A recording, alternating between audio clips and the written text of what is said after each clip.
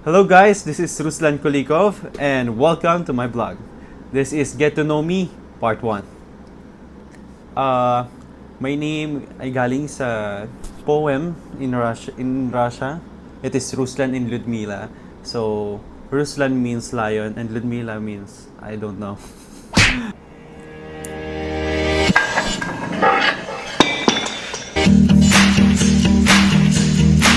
Wait lang.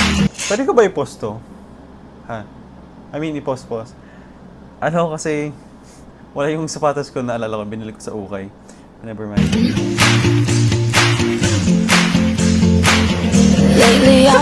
Yung itsura ko. Sa motor. Sa motor. Nakala mo, sorry. Guys, wala ano dito. Ganun lang talaga ako yung... Alam mo, napakaangas eh. Galing sa Russia. Ano siya, poem, Ruslan and Ludmila yung pangalan. So yung apelido ko na Kuliko, kapag babae siya, kapag doon ka nakatira sa Russia, magiging Kuliko. Share mo lang. Stay true. Even help feel like heaven. Yung tumulong. Alam mo, ano ka tutulong? Yung pakiramdam ng nahihirapan ka, kailangan mo ng someone. Pili ko may problema ako na to. O, sige, play natin. Mag-hold sa problem mo. So, kapag nakatulong ka sa ibang tao, karamdaman din niya na nandun ka sa tabi niya. So what can I do?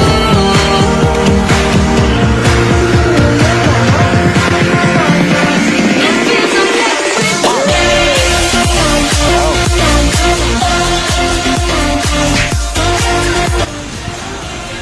Okay. Makikita niyo ako na tahimik na ako. Oo, tahimik yarn. Tahimik yarn. Utas. Oo, sabi na mga suplado. Pero Kawawa ka naman. Grabe. inside marami akong iniisip.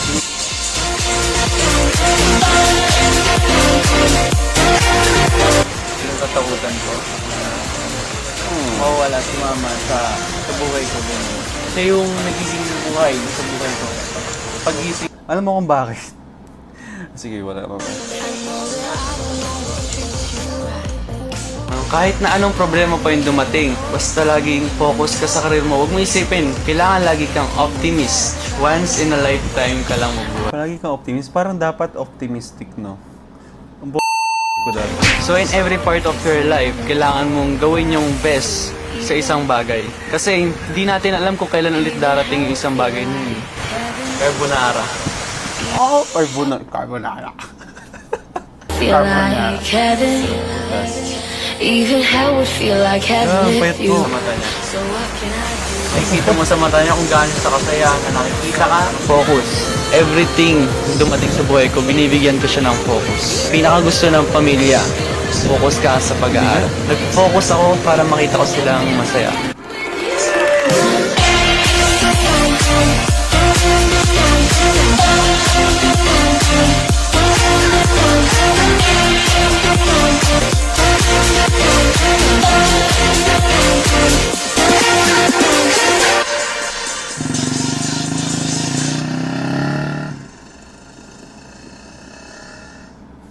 Okay. Ngayon, overripe na.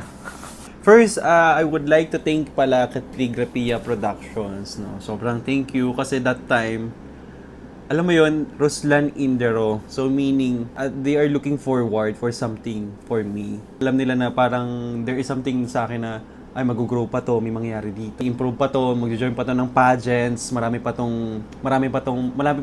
mangyayari sa batang to. So thank you so much Calligrafia Productions. Madami. Pero wala akong maisip, joke. 7 years, mapakatagal nun. Yun nga, raw pa ako nun. Kumbaga, sa bunga ng mangga, hilaw pa. So, parang doon pa lang ako nagsimula talaga mag-grow. Doon ako nakaka-meet ng iba't ibang tao, iba't ibang personalities, iba't ibang pageants, iba't ibang experience, iba't ibang ups and downs. Good things naman. Good things. Halo-halo. My greatest realization Siguro, napakabilis talaga ng panahon. Like, I've changed a lot. Maraming nagbago sa akin. The way I think, the way I choose kung ano yung susuot ko, the way I decide. Siguro, yun nga, because people grow, and you should always choose to grow. Ako kasi, that time, pinili ko talagang mag-grow.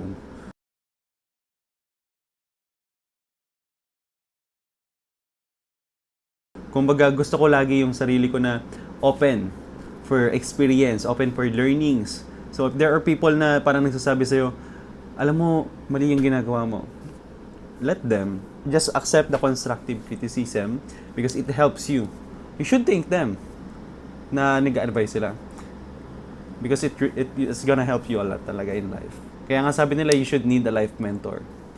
Siguro, my lifestyle, living in my own terms. Next is my mindset na meron ako, parang hindi ko siya, yes, it is a responsibility, but it is my own will, of course, then na tumulong sa pamilya mo. No, because alam mo, yung may kakayahan ka na, nakapag-earn ka na kahit paano, so you should help kahit paano on your family. And lastly, I'm helping people I'm developing leaders right now. Parang nagde-develop ako ng mga tao, tinutulungan ko rin sila maging successful. I'm not saying that I'm very successful na, but maybe I know ways on how to start. Okay. What? Give value. Okay. Laging sumasagi sa isip ko. Ngayon kasi nagsisimula ako as a TV host and a newscaster. So, medyo kinakabahan ako, minsan nawawala ako sa sarili. And dun sa mga ginagawa ko before, pag kinakabahan ako, what I'm doing is always seek. Kahit hindi pag kinakabahan, when you are undecided, hindi ka sure sa gagawin mo in life, you have problems or challenges or prayers, you should always know nakasama mo si Lord. Like, He's looking at you. Then, hindi ka nakakabahan, hindi ka na mamamroblema ng ganon. So, divine intervention. I think that is the greatest value na pwede kong ma-share sa inyo. Always do divine intervention. Kaya maganda lagi nagpe-pray because it also helps. Will make your life easier. You will be blessed. Yeah. If you can talk to your 17-year-old self, Anong ginagawa mo? Anong ginagawa mo? Kasi parang before, medyo nasasayangan ako doon sa mga time na ginawa ko, na nasayang ko. Like, dapat, mas nagiging productive yung mga araw ko noon. Kasi we cannot go back to time. Hindi natin kaya i-break yung oras na naubos na natin. So, ngayon kasi nanghinay ako sa time. So, dati, puro gala lang for 2 years senior high school. Though, I'm an honor student din naman that time. Pero, ang daming sayang na oras. And, I'm very proud of you because you nag-iisip ka what's gonna be your future, what's gonna be your decisions after years. If you're gonna pursue pageantry, if you're gonna pursue showbiz, if you're gonna pursue business, at least you are pursuing for something.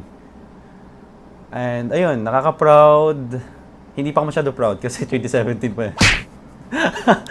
So, John, thank you so much. And guys, please do not forget to subscribe my YouTube account. And of course, I have a TikTok account. Pwede ba yun?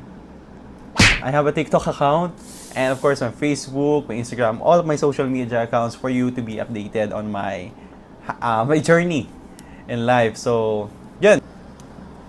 Please don't forget to please support me and thank you so much. Yun lang, napakakulit mo. Napakapilyo mo before. Napakapilyo mo, pero it's okay. It's part. Kaya ako naging ganito ngayon because of you. Kaya hindi ako nagsisisi na na-experience mo right now lahat ng yan. Because yun yung dahilan kung bakit, or kung sino ako ngayon. Yun yung dahilan kung bakit ganito ako mag-isip ngayon, kung bakit ganito ako manamit, kung bakit meron akong vision in life because of the experience na naranasan ko. Kung sino man si Ruslan noong 2017. Guys, para sa younger self mo, ano yun? Ingat. Joke lang. My advice, sulitin mo na yung time. Sulitin mo na yung time na nag-i-enjoy ka. Experience mo na lahat ng bagay. Dumating yung time na, dumating ka sa time na to. 23 years old ka. Hindi mo na magagawa halos yung ibang bagay. It will be limited. Kasi you will be having na responsibility. You will be busy na sa career mo. And your time will be, punong-puno talaga, will be divided into responsibilities. And that time, 2017, wala ka pa responsibility. Napakaswerte mo. Enjoy. Enjoy. Enjoy. Enjoy. Enjoyin mo lang. Experience everything. Limitations, of course. May pinagsisisihan ka ba? Pinagsisisihan, I think, wala naman. So far. Yun nga, yung time na nasayang ko before. I think yung dapat mas naging productive na ako, dapat nasimulan ko na yung career ko. Pero I believe that everything is may plan si God in the right in the right time. Love your 17-year-olds. Yeah. Oo. Kahit sobrang pasaway talaga. Alam mo 'yan. Huh? Ang mahirap mong kung hindi ko love yung 2017 self ko, I cannot love myself right now. 'Di ba? I do accept kung ano yung mga maling nagawa mo before. At least right now, okay ka na. Alam mo na kung ano yung tama sa mali. Alam mo na kung ano yung gagawin mo in this kind of problems, in this kind of challenges. Actually, right now, yung 2023 self na Ruslan is a kind of a mentor na rin to other younger generations. Oh,